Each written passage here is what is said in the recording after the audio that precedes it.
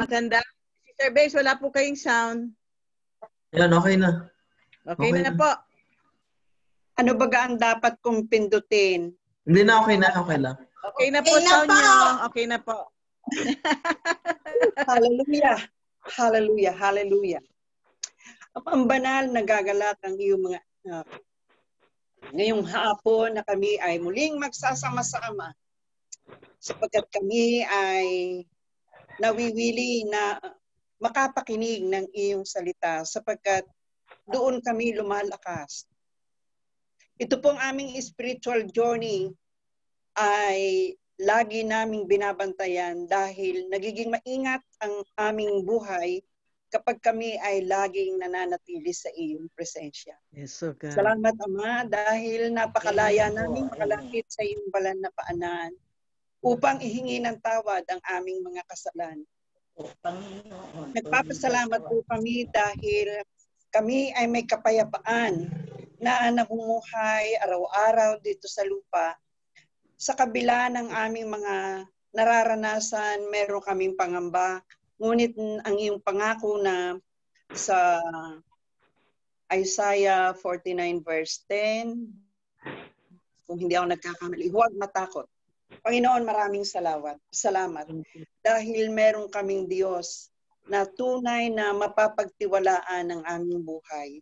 Salamat din sa kapamahalaan, sa authority na ibinigay niyo sa amin, na ang lahat ng gawa ng kaaway ay aming masasaway sa pangalan ni Jesus. Sa pangalan ni Jesus. Salamat po dahil kami ay nanagumpay dahil kami ay iyong anak. Ilang araw lang po ang nakalipas, kami nakapakinig ng turo na kung paano namin iiwasan ng tukso. Kami pala ay napapahintulutan na dumanas ng tukso upang kami mabigyang aral at namumulat nga po ang aming kamalayan sa tuwing kami ay matutukso na mga bagay na hindi namin ito dapat gagawin ngunit nangyayari dahil may mga pagkakataon na kami ay nagiging marupok, nagiging mahina. Ngunit salamat dahil sa mga pagsubok naman, doon naman po ninyo kami pinatatatag. Yes, ang aming nananampalataya ay pinalalago at ang aming buhay ay lalo mong hinububog na ayon sa iyong kalooban. Maraming salamat sa mga a-attend ngayong hapon. Pinagpalaan na po ninyo ang iyong salita bago pa namin marinig at naway ang bawat isa ay magkaroon ng tunay na pagkauhaw, madagdagan ang aming spiritual journey na kami ay masaya. Salamat, Panginoon, dahil ang bawat isa ay magiging ready na at tanggap namin kung anong iyong bibigay higit pa sa aming inaasahan. Marami pong salamat sa pangalan ni Jesus. Thank you, Lord. Amen. Amen. Amen. Thank you po, Sister Babes. Marami pong salamat. So welcome po tayo lahat na nandyan po ang Sister Mer. Nandyan naman, Sister Mer. Hi, Sister Mer. Hello po. Welcome po, Sister Mer. Tutuwa ko dyan kay Sister Mer. Laging... Okay po. Hello po, Sister Mer. Hello po. Magandang hapon. Hey, Anthony. Magandang hapon po. Hi, happy Father's Si Day. Brother Anthony po may nariyan. Tawag ka. Andito. Makapakinig ng salita ng Panginoon. Amen. Happy Amen. Father's Para at Day. least nakakapakinig tayo ng salita ng Brother Panginoon. Anthony, happy Father's Okay Day. po. So bago po natin na ilingin ng testimony, magpatugtog po muna tayo ng kahit na isang worship song po para po i-set yung ating mga puso't isipan sa ating pakikinig na salita ng Panginoon. Jonathan, okay na ba? Naka-ready na ba? Okay. Makinig po tayo ng isang magandang awitin para sa ating pong Panginoon.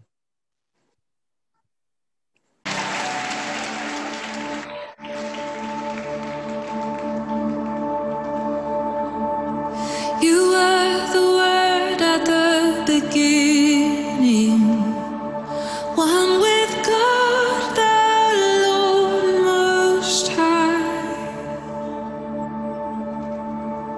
Your hidden glory in creation,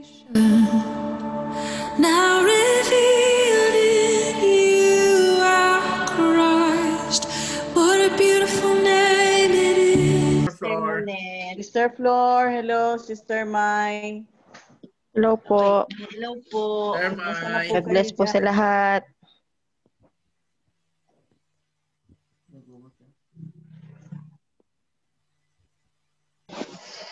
Sister Mai, nag-work siya no? Sister Flor, hello po. Opo.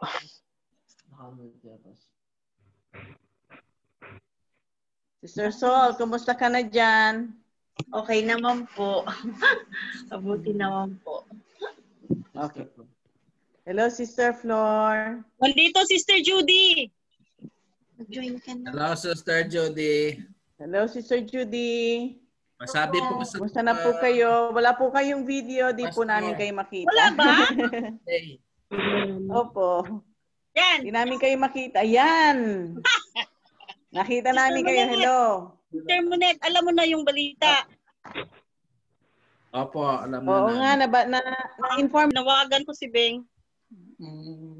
Oo, para nakakabigla, no? Oo, kami din Hindi namin alam. Kahapon lang din talaga nawala na. Kausap naman namin si Isid. Ayan, naghinagpi sa bahay nila. Si Syra nandoon din. Oo. Oo. Ano ang gagawin nila ngayon? Ano ang instruction pag ganun?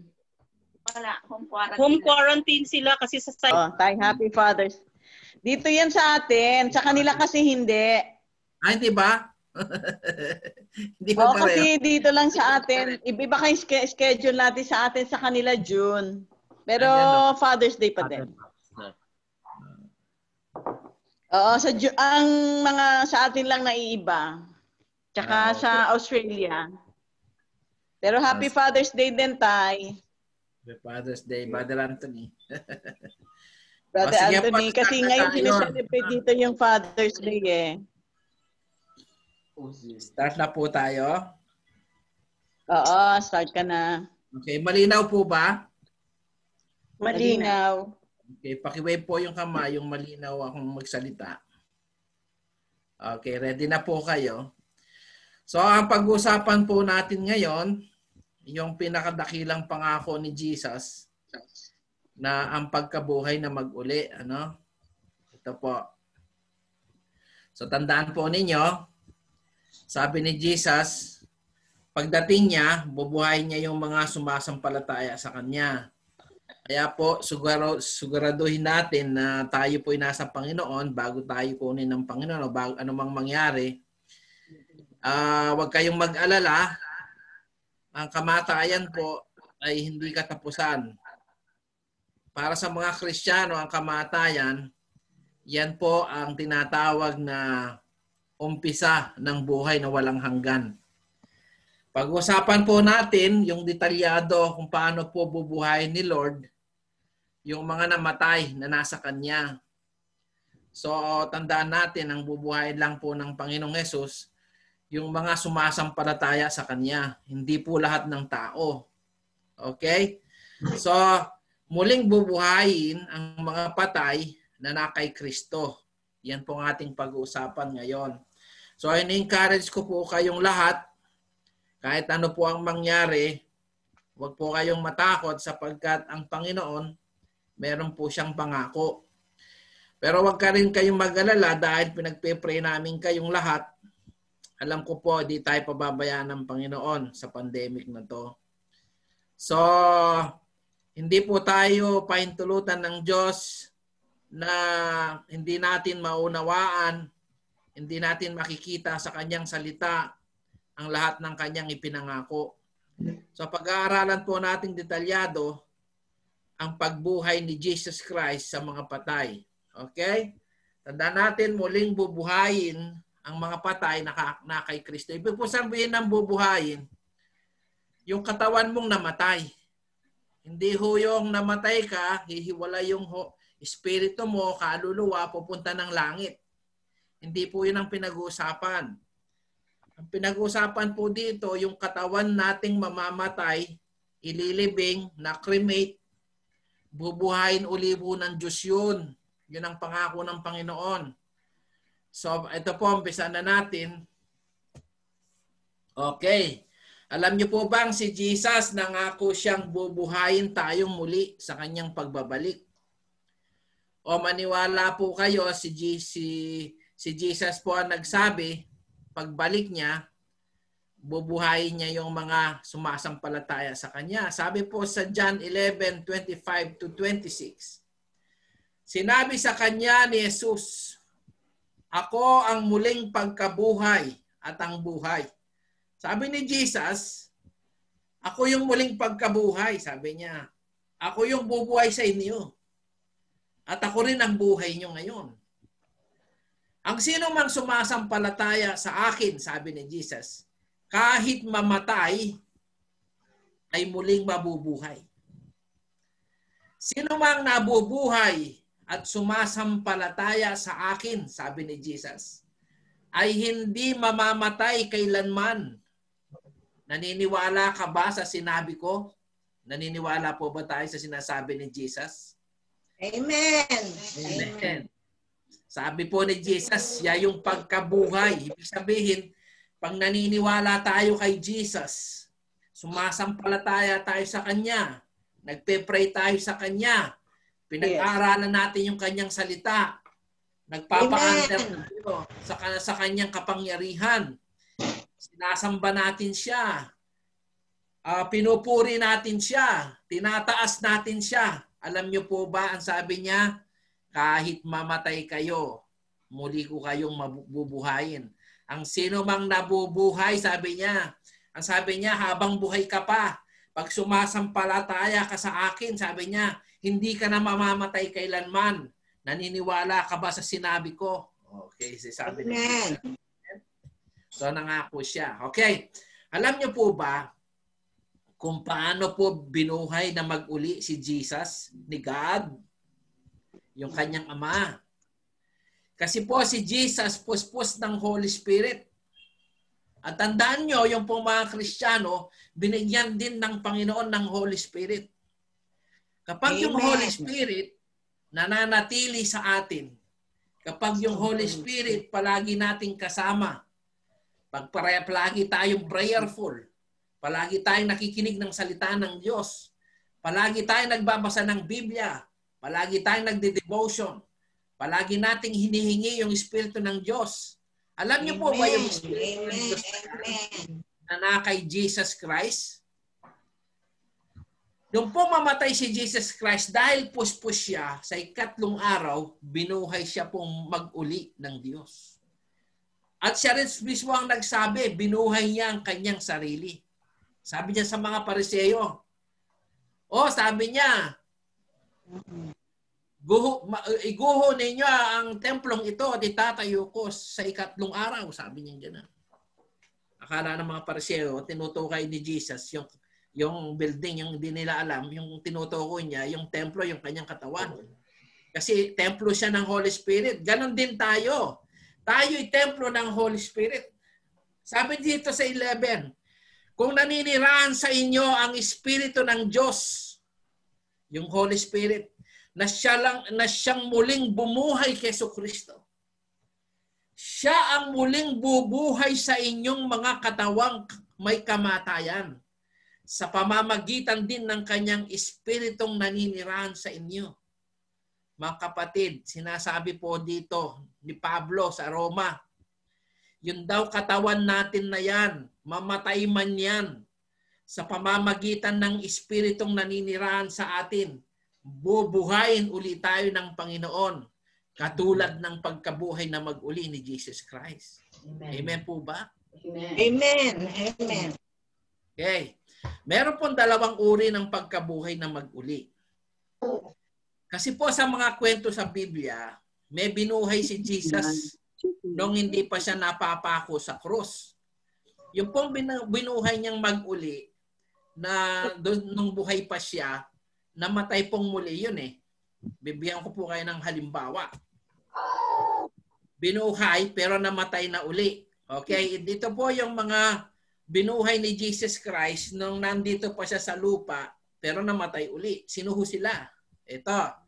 Binuhay pero namatay uli. Si Lazaro sa John 11:43-44. Pagkasabi nito ay sumigaw siya, Lazaro, lumabas ka. Lumabas nga si Lazaro na nababalot ng telang panlibing, ang mga kamay at paa. May nakabalot ding tela sa mukha niya. Inuutos ni Jesus sa kanila, kalagan niyo siya nang makalakad siya. Alam niyo po si Lazaro, 4 days na po siyang sa libingan. Nangangamoy na, nabubulok na, may uod na siya. Pero binuhay siyang uli ng Panginoong Jesus para ipakita na si Jesus Christ talaga ang Kristo. Na si Jesus Christ talaga ang tagapagligtas. Na si Jesus Christ talaga ang resurrection of the dead. Sabi niya, ako ang muling pagkabuhay. Sabi niya gano'n. Dito nga niya sinabi yon kina Martha at Mary. Sabi niya, naniniwala ka ba, Mary, Martha, na ako ang muling pagkabuhay? Ang sino mang sumasampalataya sa akin, sa huling araw, bubuhayin ko siyang mag-uli. Si Lazarus po, namatay yan, tapos nilibing na siya, tingnan niyo, nasa libingan na nga eh. Ibig sabihin, wala nang buhay yan, inuuod na. Pero binangon siya mag-uli ng Panginoon kasi gusto niyang patunayan sa mga tao doon sa panahon niya na talaga bumubuhay sa mga patay. Pero si Lazaro namatay din yan. Kasi hindi pa na-fulfill yung pangako niyang buhay na walang hanggan eh, no? Ginamit lang si Lazaro para maging testimony na siya talaga ay bumubuhay ng patay, si Jesus. Meron pang isa, si Tabita. Binuhay din niya ito pero namatay uli. Basahin natin sa mga Gawa 9:40-41. Pinalabas ni Pedro ang lahat. Si Pedro naman to, wala na si Jesus dito. So si Pedro ang bumuhay sa patay. Ito, nabuhay sa patay pero namatay din uli. Pinalabas ni Pedro ang lahat at siya'y lumuhod at nanalangin. Pagkatapos humarap siya sa bangkay na, no? At sinabi, Tabita, bumangon ka. Dumilat si Tabita at naupo nang makita nito si Pedro. Inawakan ni Pedro ang kanyang kamay at tinulungan bumangon. Pagkatapos tinawag niya ang mga hinirang ng Panginoon at ang mga byuda at tinirap sa kanila si Dorcas na buhay na. Okay? Ito pong binuhay ng Diyos na ito sa pamamagitan ni Pedro, namatay din po uli yan. Meron pang isa. Ito naman yung anak ni Jairus sa Lucas 8:53-55. Pinagtawanan nila si Jesus. Kasi yung bata patay na eh. Tapos sabi ni Jesus, hindi, tulog yan, sabi niya. Kaya pinagtawanan nila. Sapagkat alam nilang patay na ang dalagita. Ngunit hinawakan ni Jesus ang kamay nito at sinabi, bumangon ka bata. Nagbalik ang hininga ng dalagita at ito'y agad na bumangon. Pagkatapos, pinabigyan siya ni Jesus ng pagkain. Alam niyo po mga kapatid, hindi man mangyari ang mga katulad nito na bumabangon ng mga patay, pero may pangako ang Diyos sa pagbabalik niya, bubuhayin tayong mag-uli ng Panginoon. Pero hindi katulad ng 3 halimbawa na ito. Kaya po sinasabi ko sa inyo, ang pagbangon sa mga patay, sa pagbabalik ni Jesus, iba po yun. Yun po, pang walang hanggan. Ano? Hindi katulad ng 3 halimbawa na to, namatay din ito. Okay, so, ito po ang katawang nabuhay na hindi mamamatay. Okay, so, yung pong 2 uri ng pagkabuhay na mag-uli, yung mga panahon ni na Jesus, namamatay uli. Pero yung pong katawang nabuhay na hindi mamamatay sa pagbabalik niya. Okay, tuloy po tayo. Katulad po ng pagkabuhay ni Jesus. Si Jesus po nung nabuhay na mag-uli, hindi na ho siya namatay. Ngayon, nakaluklok na siya sa kanan ng Diyos. Tandaan po ninyo, kaya tayo naniniwala kay Jesus. Kaya si Jesus ang Kristo natin. Kaya si Jesus ang ating Panginoon at tagapagligtas. Kaya tayo umaasa sa Kanya na bubuhayin tayong mag-uli kasi ang mismong sarili niya, example sa atin. Bakit ka maniniwala sa isang Diyos na namatay na hanggang ngayon patay pa rin? Kailanman hindi po tayo pwedeng maniwala sa mga Diyos na ang kanilang bangkay nandito pa rin, alabok pa rin. Pag tayo po'y sumampalataya sa mga Diyos-Diyosan na patay, tayo rin po'y mamamatay. Dapat po maniwala tayo sa isang Diyos na nabuhay na mag-uli. Amen. Bakit tayo maniniwala sa isang Diyos na nabuhay na maguli? Kasi sample siya eh.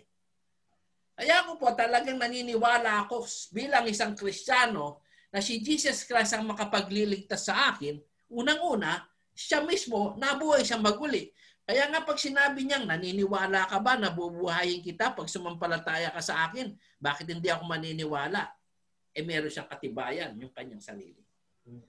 Ganito po sabi sa Mateo 28:5-7. Ngunit sinabi ng anghel sa mga babae, alam nyo, yung babae po rito, si Mary saka si Mary. Si Mary saka si Martha, nagpunta po doon sa libingan. Si Mary, yung nanay niya, saka, ewan ko sinong kasama niyang isa. Nagpunta po sa libingan. Hinahanap nila si Jesus. Eh yung bato na malaki, ginulong na ng mga angel yun eh. Walang makaagulong nun kasi mabigat yun eh. So, pumasok sila. Tapos, nakakita sila ng anghel sa loob ng libingan. Alam niyo sabi ng anghel? Ngunit sinabi ng anghel sa mga babae, huwag kayong matakot. Alam kong hinahanap ninyo si Jesus na ipinako sa krus. Wala na siya rito. Sapagkat siya'y muling nabuhay gaya ng kanyang sinabi. Halika kayo, tingnan nyo ang hinimlayan niya. Magmadali kayo, sabi ng angel. At ibalita sa kanya maalagad na siya'y muling nabuhay. Mauuna na siya sa inyo sa Galilea. Makikita ninyo siya roon. Yan ang balitang hatid ko sa inyo, sabi ng angel. So angel po ang kausap ni na Mary rito. Sabi niya, wala na rito si Jesus. Nandun na siya. Okay, tingnan natin anong nangyari. So tayo po'y mabubuhay na mag-uli. Katulad ng katawan ni Jesus Christ. Si Jesus Christ po, yung bangkay niya, yun ang nabuhay na mag-uli. Kaya magtataka kayo, bakit ko i-preach ito? Kasi po maraming mga tao ngayon, nakala nila, pag namatay sila, hihiwalay na lang yung espiritu niya, pati kaluluwa niya, pupunta na sa Diyos. Yun lang ang pagkaalam niya. Pero hindi niya alam, ang pangako ng Diyos, hindi ganon. Ang pangako ng Diyos, yung katawan mong mamamatay, sabihin natin katawan, yung katawan mong nililibing doon sa kabaong, yung katawan mong nililibing doon sa ground, yung inuuod na katawan, yung nabubulok na katawan, yun ang sinasabi ng Panginoon na ibabangon niyang mag-uli. Amen? Amen. Next. Ang pagkabuhay ng mag-uli ay hindi na mamatay. At mangyayari lamang yan sa muling pagbabalik ni Jesus. Kanina, mayroon tayong example na binuhay ni Jesus, binuhay ni Pedro, namatay lahat yon. Pero, pagbalik ni Jesus, yung tinatawag na second coming of the Lord, sigurado tayo, iyon ang panahon na bubuhayin uli ang mga namatay na nananalig kay Jesus Christ. Hindi na mamamatay yun. Mangyayari lamang sa muling pagbabalik ni Jesus. Okay?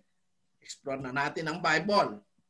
Sabi sa Thessalonica 4:15-17, ito tinuturo ni Pablo Panginoon. sa Bible. Sabi niya, ito ang itinuturo ng Panginoon. Sabi ni Pablo. Sino nagtuturo? Ang Panginoon. Ang Panginoon. Hindi naman niya turo to. Turo ng Panginoon. Pinatuturo niya. Na sinasabi namin sa inyo, sabi niya, tayong mga nabubuhay pa at natitira pa hanggang sa pagparito ng Panginoon. So ang hinihintay natin kasi yung pagparito ng Panginoon. Ang pagparito ng Panginoon, ang Panginoon yung sentro ng ating pananampalataya. So ang paghihintay natin, hindi yung event. Ang hinihintay natin, yung blessed hope natin, si Jesus. Babalik, sabi niya.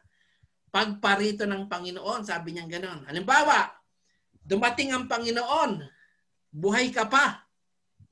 Hindi ka na mamamatay. Ang gagawin ni Lord, yung katawan mong buhay, papalitan niya ng katawang hindi mamamatay. Para bang kapag hinihintay mo si Lord, hindi ka pa namatay, dumating na siya, yung katawan mo magiging Superman. Parang gano'n. Hindi ka na mamamatay. Pero, sabi niya, yung mga namatay naman, ibabangon niya mag-uli. Magiging kapareho mo. Magiging Superman din sila. Parang ganito. Tayong mga nabubuhay pa, sabi niya, at natitira pa hanggang sa pagparito ng Panginoon, ay hindi mauuna sa mga namatay na. Ibig sabihin, yung mga buhay at mga namatay, pagdating ni Lord, papalitan yun sabay-sabay. Okay?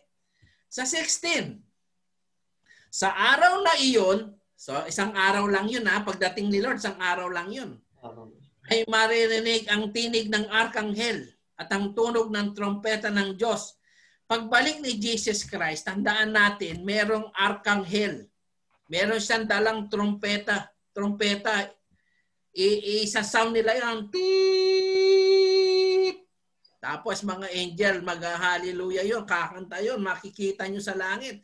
Hallelujah, hallelujah, hallelujah, hallelujah. Makikita ninyo, tunog ng trompeta at ang Panginoon mismo ay bababa mula sa langit na sumisigaw. Si Jesus Christ, bababa siya. Makikita ng lahat ng tao mula sa langit. Sumisigaw siya. Sabi niya, bumangon ang mga patay na nananalig sa akin. Tapos, palitan ng katawan ng mga buhay pa na naniniwala sa akin.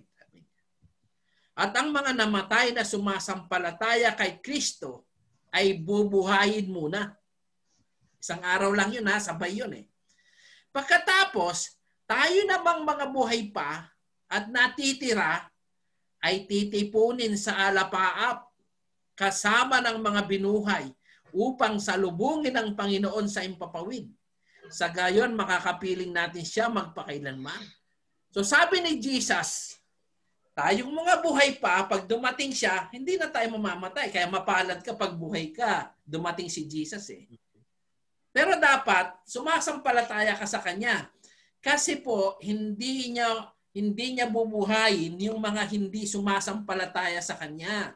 Sabi po dito, sa verse 16, sa araw na iyon, maririnig ang tinig ng arkanghel at ang tunog ng trompeta ng Diyos at ang Panginoong Hesus mismo ay bababa mula sa langit. Sumisigaw siya. Bumangon ang mga patay! Bumangon ang mga patay! Sino yun? At ang mga namatay na sumasampalataya kay Kristo. Hindi naman lahat ng tao sumasampalataya kay Kristo eh. Ba, sumasampalataya kay Buddha, hindi kanya bubuhayin. Ano ba, sumasampalataya ka sa iba't ibang Diyos, hindi ka kasama doon. Ang kasama lang doon, yung mga sumasampalataya kay Jesus. At yung mga nanyang buhay na sumasampalataya sa Kanya, mapalad yun, hindi na mamamatay. Ibig sabihin, babaguhin ang kanyang katawan ng walang kamatayan. Yun ang sabi dito. Next. Ito ang katangian ng mga binuhay na mag-uli. Para malaman nyo po, may katangian yung mga resurrected bodies na yan. Okay? So maniwala kayo sa hindi, ang Bible, ipapakita niya yung mga katangian niya yan. So gusto nyo ba yung mga katangian na pinangako ni Lord? Yung mga katawan natin na binuhay na mag-uli. Anong mga kapangyarihan yan? Una, magkakaroon tayo ng katawang di na mamamatay. Pahayag 26. Pinagbala at ibinukod para sa Diyos ang nakasama sa unang pagkabuhay ng mga patay. Kasi pagdating ni Jesus Christ, mag-ahari siya rito ng 1,000 years. Saka meron pang tinatawag na pangalawang pagkabuhay after 1,000 years. Sabi niya, pinagpala at binukod para sa Diyos ang nakasama sa unang pagkabuhay ng mga patay. Walang kapangyarihan sa kanila ang pangalawang kamatayan. Walang kapangyarihan daw yung impyerno. Sa halip sila'y magiging mga pari ng Diyos at ni Kristo. At mag-ahari silang kasama niya sa loob ng 1,000 taon. Ibig po sabihin, hindi na po, kahit po yung impyerno, hindi siya pwedeng mamatay. You know? Next. Alam niyo po ba yung mga katawang binuhay ni Lord, may laman at dugo, pero hindi sila multo. Okay? Ay, may laman pala sa kabuto. Mali pala to. Hindi pala dugo. Tandali lang medyo baguhin natin konti. Nagkamali ako. Hindi pala dugo. Baka wala ng dugo. Ito pa pala, buto. Buto, okay? Buto. Palitan natin. May laman at buto, pero hindi sila multo. Okay, ulitin ko po Yung mga resurrected bodies, may laman at buto, pero di sila multo. Okay, Lucas 24:39. Tingnan ninyo nga ang aking kamay, sabi ni Jesus, at mga paa, kasi lumitaw siya bigla Nagulat yung mga alagad. Sabi niya, tingnan nyo ang aking kamay. So may kamay siya. Nakikita mo talaga na hawakan mo. Butas pa nga At mga paa, ako nga ito. Hawakan ninyo ako at pagmasdan. Ang multo ay walang laman at buto. Ngunit ako'y mayroon. Tulad ng nakikita ninyo. So, maniwala kayo sa hindi. Pag binuhay tayong muli ng Panginoon, meron kang laman at buto. Pero hindi ka namamatay. Pero hindi ka multo. Okay, so yung mga naniniwala sa multo, bumabalik daw yung kaluluwa ng patay, hindi ho totoo yun. Yung mga namamatay, dumidiretso sa langit yan, dumidiretso sa impyerno. Yung mga nagpapakitang multo na yan, mga demonyo yan na nagpapanggap na patay. Kasi bakit ka matatakot kung mahal mo sa buhay yun, nagpakita sa'yo, tatakbo ka. Nung buhay yan, di ka tumatakbo. Nung magpakita siya ng espiritu, tumakbo ka. Ibig sabihin nun, yung takot mo talagang masamang espiritu yun, nagpapanggap lang yun. Amen? So si Jesus po, nangako siya, yung katawan nating hindi mamamatay, may laman at buto. Pero hindi siya multo. Amen? Next. Alam niyo po ba, yung katawang hindi namamatay, biglang lumilitaw yun. Okay? Para bang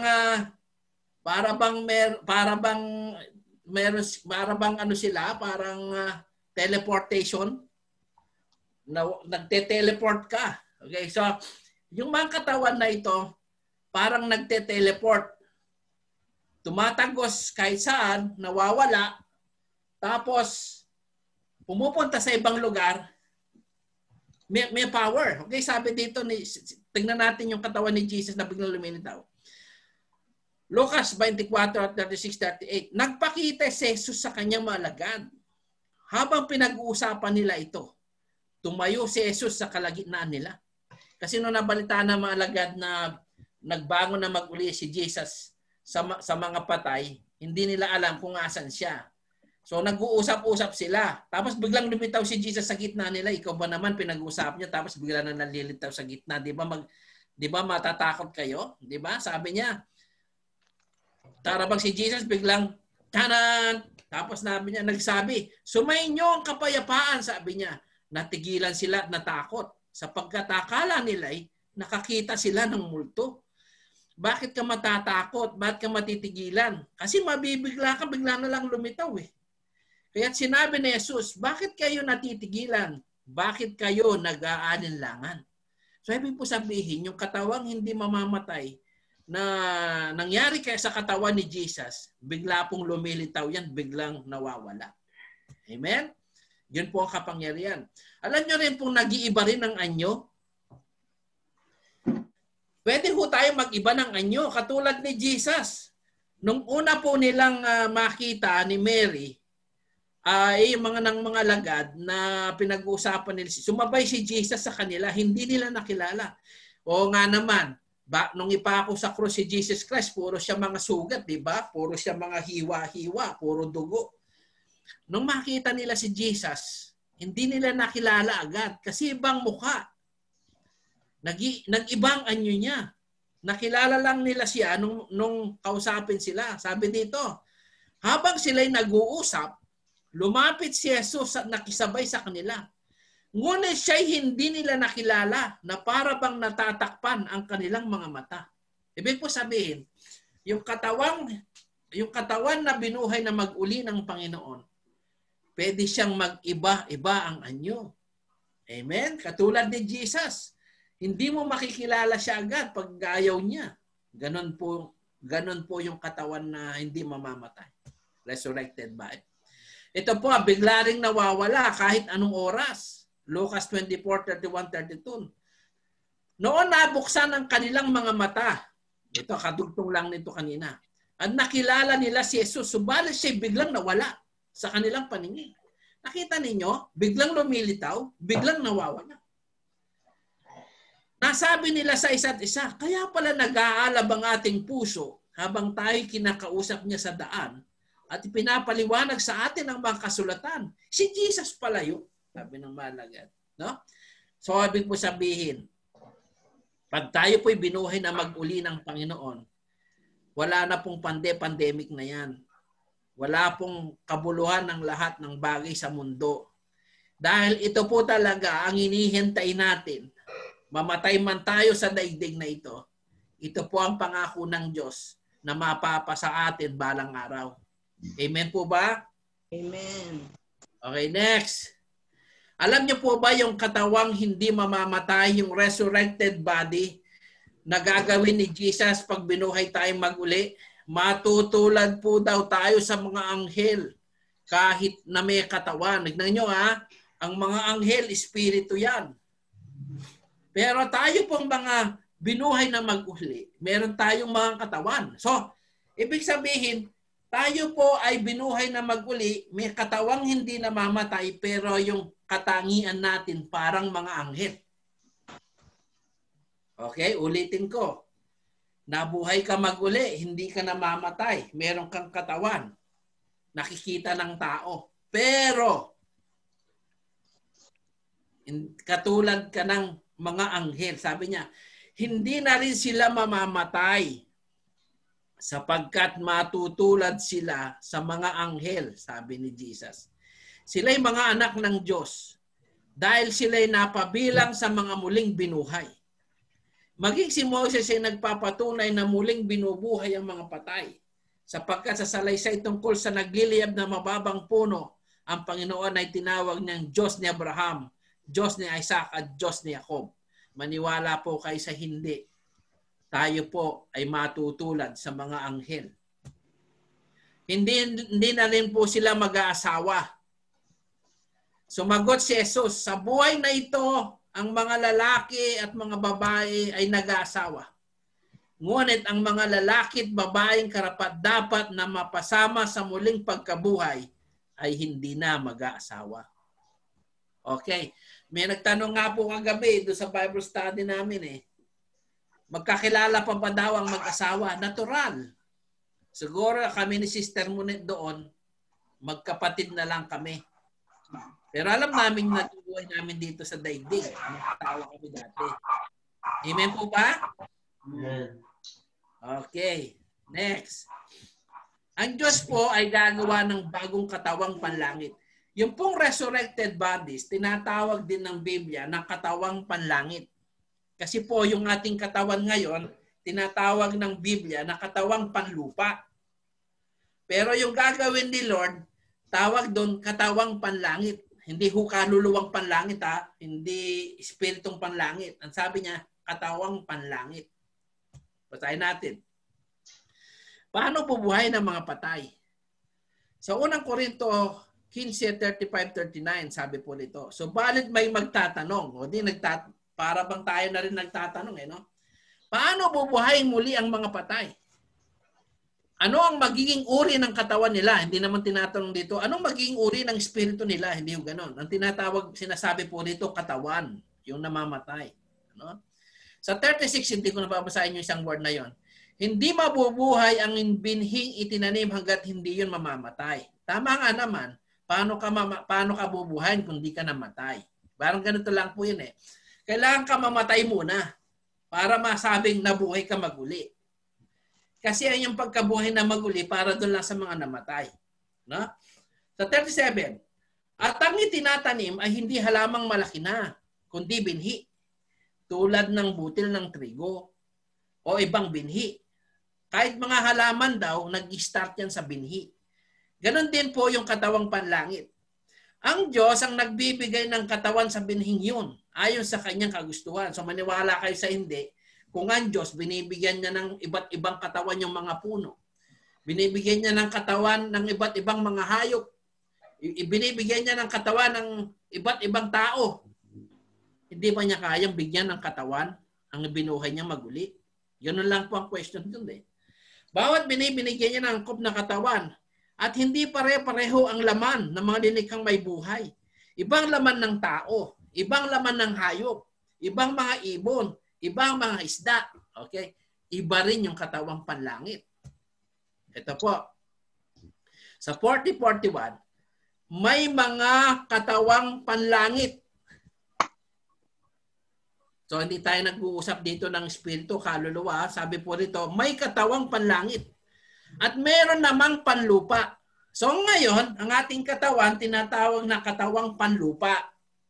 Kasi hindi pa nga natin nakikita yung pangako ni Jesus eh. Pag tayo binigyan ng katawan ni Jesus, binuhay tayong mag-uli, ang tatawagin nila doon, katawang panlangit. Iba ang kagandahang panlupa. Oh, maganda ka ngayon. Dahil medyo siguro may kaya ka, maganda ka. Pero iba ang kagandahan ng panlangit, sabi niya. Iba ang liwanag ng araw, iba ang liwanag ng buwan, iba rin ang ningning ng mga bituin, at maging ang mga bituin ay magkakaiba ang ningning. Sabi niya gano'n. Ibig sabihin, huwag kayong magtaka kung ang iba't ibang katawan binibigay ng Diyos, kaya rin niya tayong bigyan ng katawang panlangit. Amen po ba? Amen. Amen. Next. Yung pong katawang panlangit na yon, tinatawag niyang marangal, malakas. Okay? Ganyan din sa muling pagkabuhay ng mga patay. Ang inilibing ay mabubulok. Yung bangkay, mabubulok yun. Ngunit hindi mabubulok kailanman ang muling binuhay. So ang binubuhay, ano yung muling binubuhay? Yung bangkay. Walang karangalan at mahina ng ilibing, marangal at malakas ng muling pagkabuhay. Sabi po doon. Tinatawag din po yung katawang panlangit na katawang espiritual. Sabi po sa 44-49. So maraming katawagan palang Bible dyan, eh, no? Katawang panlangit, katawang espiritual. Mag-ano po yan, pareho lang yun, eh, no? Basta may katawan. Ibig sabihin, ang pinag-usapan dito ng katawan. Inilibing na katawang pisikal, yung bangkay, muling mabubuhay bilang katawang espiritual. Kung may katawang pisikal, mayroon ding katawang espiritual. Ganito sinasabi ng kasulatan. Ang unang taong si Adan ay nilikhang binigyan ng buhay. Ang binigay pong buhay kay Adan, yung tinatawag ng katawang panlupa. Ang huling Adan ay espiritong nagbibigay buhay. Si Jesus yun. Ngunit hindi na unang espiritual. Ang physical muna, yung kay Adan, bago espiritual. Ang unang Adan ay mula sa lupa, si Adan yun, sapagkat nilikha siya mula sa alabok. Ang pangalawang Adan, si ay mula sa langit. Ang katawang panlupa ay katulad nagmula sa lupa. Okay? So ito yung katawang panlupa natin, galing yan kay Adan at Eva. Ang katawang panlangit, katulad ng nagmula sa langit. Sino po ba yung nagmula sa langit? Jesus. Si Jesus. Very good. Kung paano tayo naging katulad ng taong nagmula sa lupa kay Adan, matutulad din tayo sa taong nanggaling sa langit kay Jesus dahil sumasampalataya tayo sa Kanya. Amen po ba? Amen. Very good. Next. Kailan ho tayo babaguhin ng Diyos? Sa isang kisap mata, pagtunog ng trompeta ng Diyos. Natandaan niyo po ba yung 1 Corinthians, 1 Thessalonians chapter 4 verse 15 kanina? Ito po. Pag pinalitan tayo ng Diyos ng katawang hindi mamamatay, pinalitan niyang katawan nating panlupa ng katawang panlangit o katawang espiritual, isang kisap mata lang po yun. Pagtunog ng trompeta, bababa ang Panginoon. Tapos papalitan niya ang katawan natin. Ano? Yung buhay, hindi na mamamatay. Yung namatay, mabubuhay maguli. Ito ang ibig kong sabihin, mga kapatid, sabi ni Pablo. Ang binubuo ng laman at dugo ay hindi maaring makabahagi sa kaharian ng Diyos. So, ibig po sabihin, yung katawan nating ito, hindi ito pupunta ng langit. Hindi ito pupunta sa bagong langit at bagong lupa. Bakit? Kailangan niyang palitan. Okay? Sabi niya, hindi maaring makabahagi sa kaharian ng Diyos. At ang katawang nasisira ay hindi maaring magmana ng hindi nasisira. Isang hiwagang sinasabi ko sa inyo, hindi lahat tayo mamamatay. Di ba sabi ko nga kanina, yung mga hindi namatay, hindi babaguhin lang yon. Ngunit lahat tayo ay babaguhin. Sa isang sandali, sa isang kisap mata. Sabi niya, pagbalik ni Lord, isang kisap mata lang yan. In a twinkling of an eye. Kasabay ng huling pag-ihip ng trompeta, sapagkat sa pagtunog ng trompeta, ang mga patay ay muling bubuhayin at di na muling mamamatay.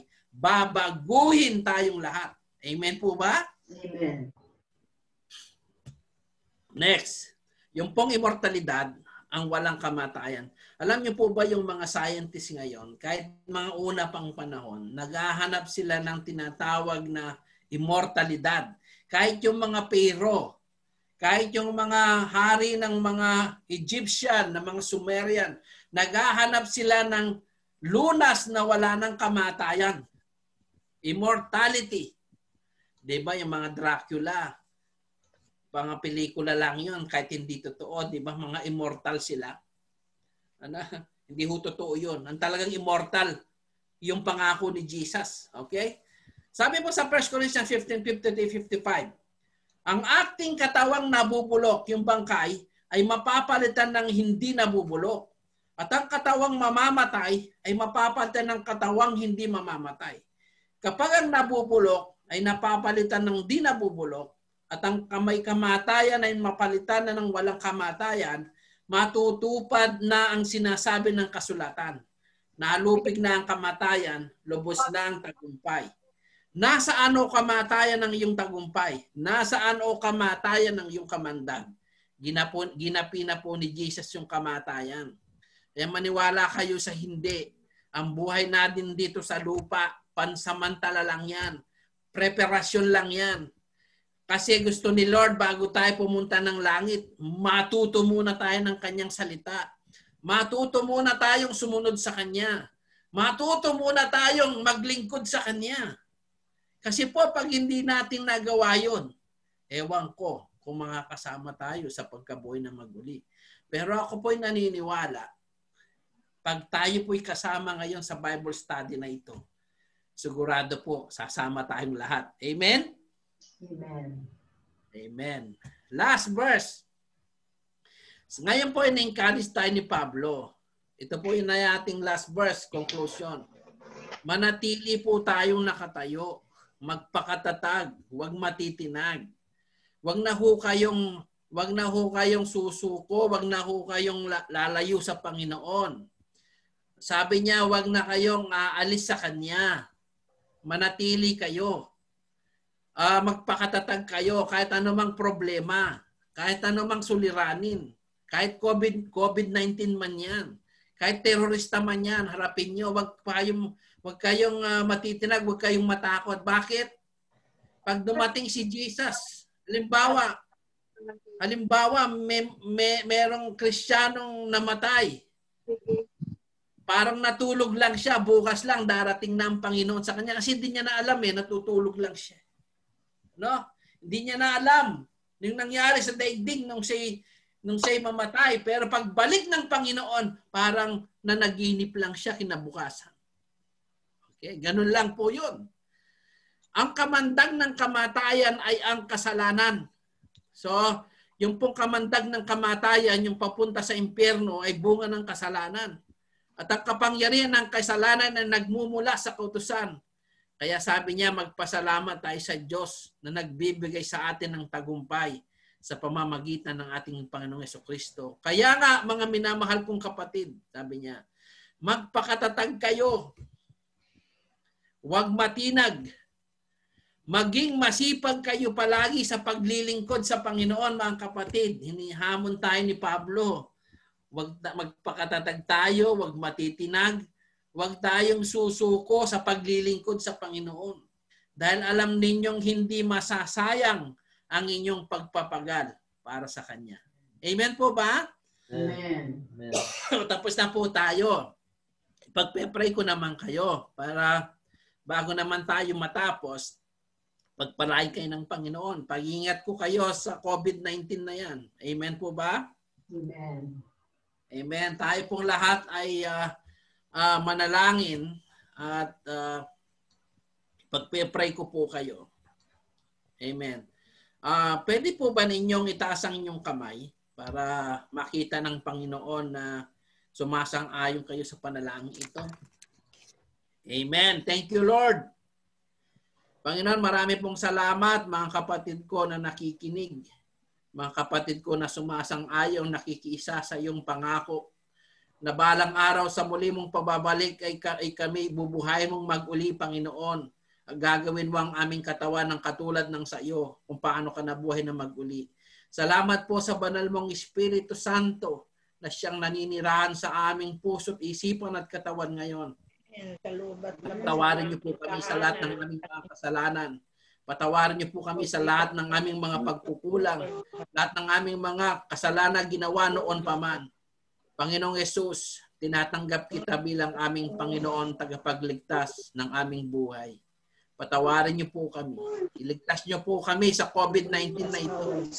Sa pangalan ni Jesus, in the name of Jesus Christ, we bind you, Satan, stand out from my brothers and sisters. Come out from their hearts, from their minds, from their souls, from their bodies in the name of Jesus. You have no power over them. Because right now, we cover them all with the precious blood of Jesus. We cover them all with the precious Spirit of the Lord. We cover ourselves with the precious name of Jesus, the name above every name. In the mighty name of Jesus Christ, right now, I pour out the Spirit of God to come upon us and pour out the Holy Spirit and fill us with this joy, fruit of the Holy Ghost, and the gifts of the Holy Spirit and fivefold ministry. Lord God, pour out your blessing right now. Heal our sickness and diseases. We bind COVID-19 to stay out from our lives. In Jesus' name. In Jesus' name. Amen and amen. Binabalik ko na po sa host natin